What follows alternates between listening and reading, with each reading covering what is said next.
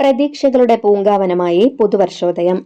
നൂറ്റാണ്ടിന്റെ ആദ്യപാദം പിന്നിട്ടിരിക്കുന്ന വേളയിൽ നന്മയും സന്തോഷവും വരുമെന്ന പ്രതീക്ഷയിൽ ഒട്ടേറെ ആശകളോടെയാണ് ഓരോരുത്തരും പുതുവർഷത്തെ വരവേൽക്കുന്നത്.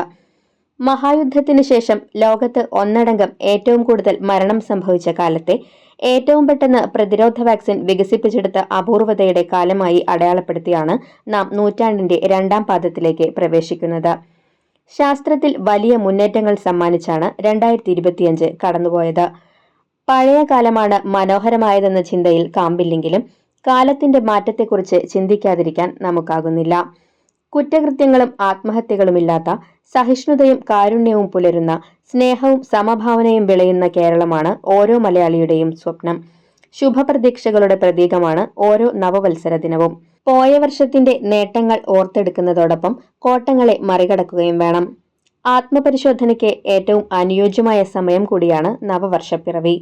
ആശംസകൾക്കൊപ്പം ആയുരാരോഗ്യവും സമാധാനവും നിറയാനുള്ള പ്രാർത്ഥനകളോടെ പുതുവർഷത്തെ വരവേൽക്കാം. ഏവർക്കും പ്രൈം ടിവിയുടെ പുതുവത്സരാശംസകൾ.